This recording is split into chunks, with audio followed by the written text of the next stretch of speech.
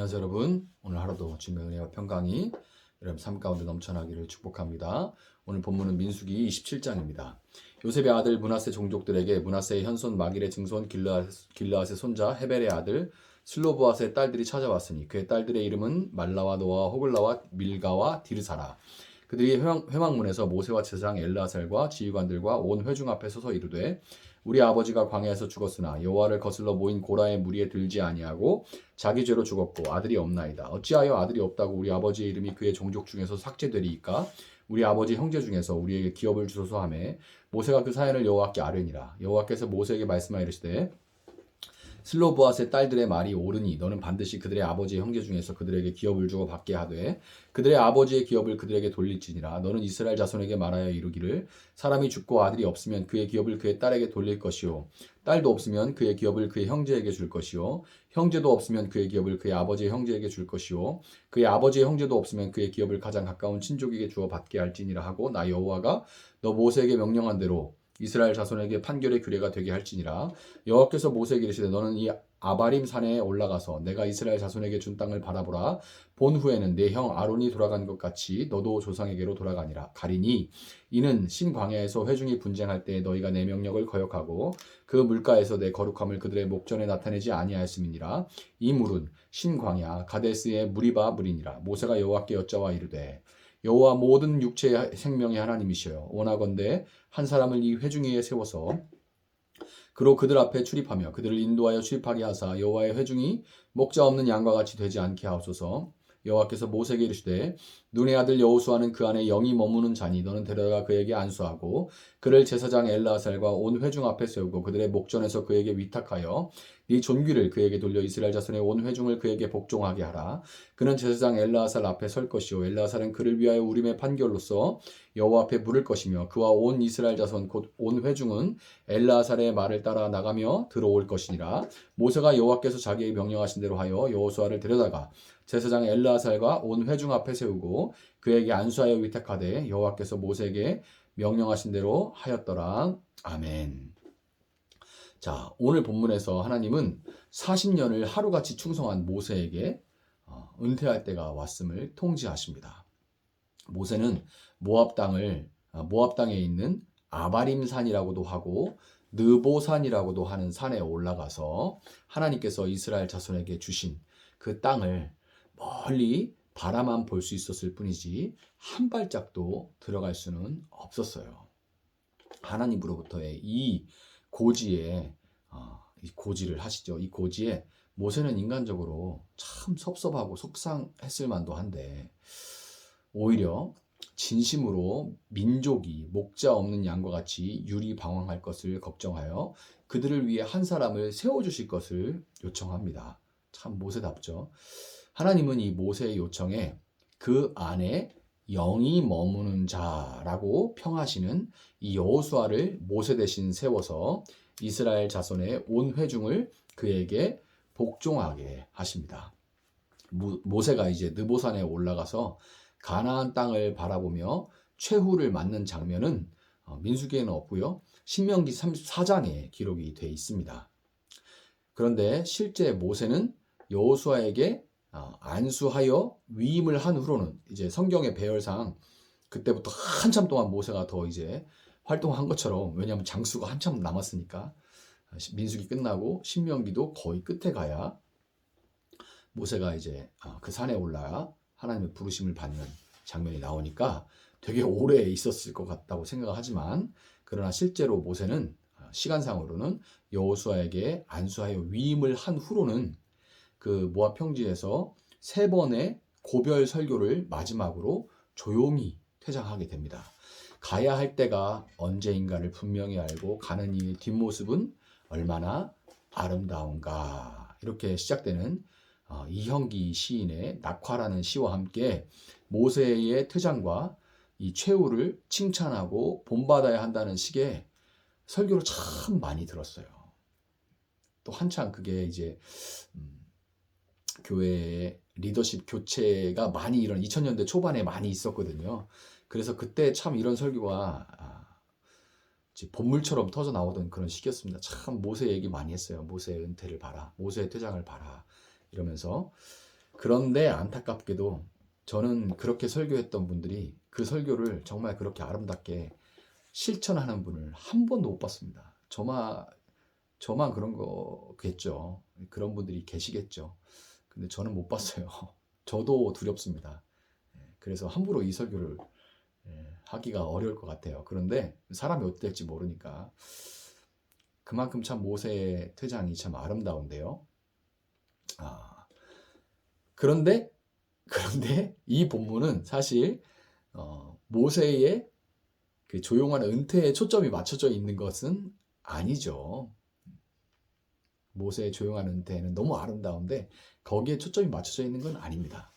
14절에 기록된 대로 모세는 자기 의로 인해서 하나님의 명령을 거역했고, 이것은 모세는 율법을 상징하는 인물이에요. 이 율법을 상징하는 모세의 한계를 보여주는 거예요. 모세의 한계를 보여주는 겁니다. 모세가 떠난 자리에 여호수아가 세워지듯이 이스라엘 백성들은 율법의 행위로 들어갈 수 없는 가나안 땅을 믿음을 상징하는 여호수아와 함께 오직 믿음으로 가나안 땅에 들어가게 되는 거예요. 이에 대해서 사도 바울은 갈라디아서 3장 23절부터 24절에서 이렇게 말합니다.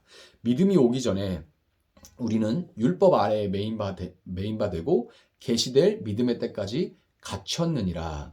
이같이 율법이 우리를 그리스도께로 인도하는 초등교사가 되어 우리로 하여금 믿음으로 말미암아 의롭다함을 얻게 하려 함이라. 아멘. 이렇게 설명을 합니다.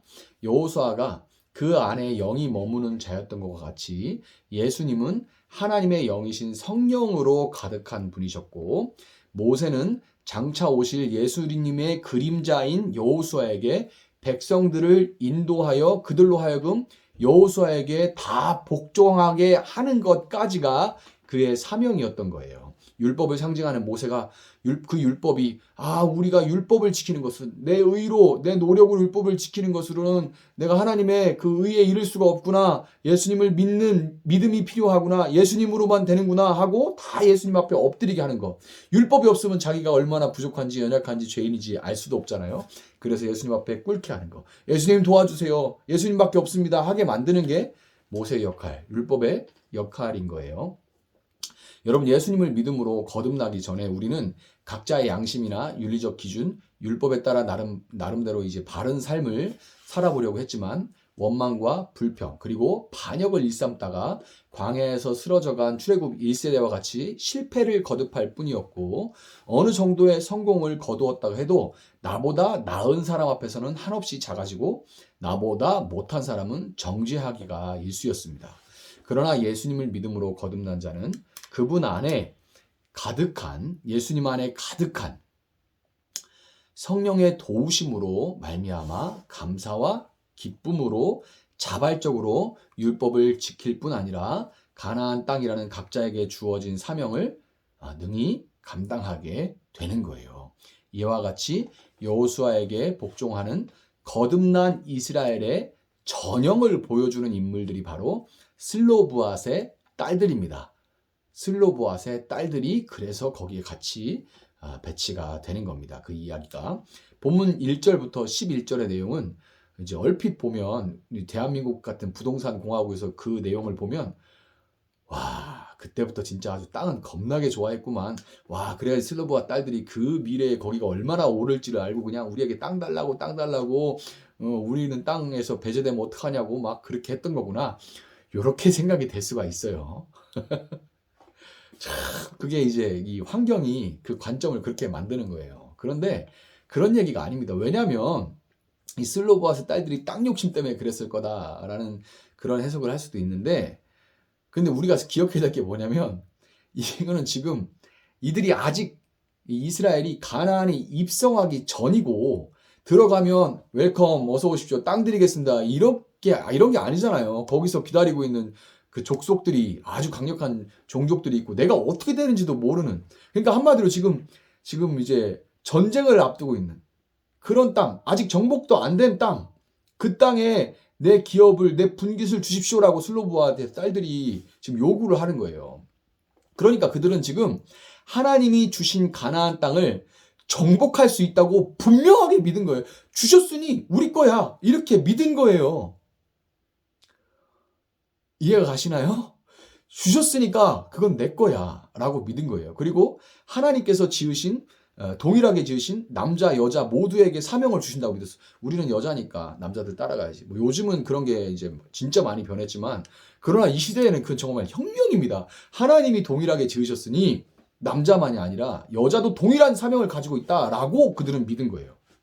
당시에 어떤 터부 같은 거를 다 깨버리고 세계관과 가치관을 다 깨버리고 하나님이 사람을 남자와 여자로 지으셨다라고 믿어버린 거예요. 그냥 대단한 믿음이죠. 동일하게 지으셨으니 사명도 동일해 라고 믿어버린 거예요. 지금이야 당연하게 받아들여지지만 그 시절에는, 그 가부장적인 그런 문화에서는 저 어마어마한 믿음입니다. 그리고 그들은 하나님이 자신들의 외침을 우리가 요청하고 하나님 하고 요청하면 들으실 거라고 믿었어요. 땅 욕심만 낸 그런 내용이 아닙니다. 정말 놀라운 믿음이고, 하나님은 이 믿음으로 아직 보이지는 않는 자신들의 불깃을, 그게 땅이 어디인지도 몰라요. 지금 들어가 봤던 게 아니니까. 지금 우리야 이제 이스라엘 지도표고 보고 있지만 그들은 거기 들어가 본 적이 없어요. 물론 야곱의 후손들이기 때문에 그 조상들에게 거기가 이렇다 저렇다 이런 얘기들은 이렇게 전설 따라 이렇게 들은 얘기겠지만, 그러나 가본 적 없습니다. 그런데 보이지도 않는 자신들의 분깃을 요청하고 있는 거죠. 그 믿음으로 그것을 요청하는 그들로 인해서 하나님은 심히 기뻐하셨고 즉각 그 요청에 응답해 주셨습니다. 하나님이 그 즉각 응답하신다는 거 얼마나 기뻤는지를 보여주는 거예요. 모세 빨리 답해줘. 막 이런 분위기죠. 이 슬로바의 딸들에 대한 그 판결은 이후에 있을 결정에 대한 선례고 판례가 되었고요.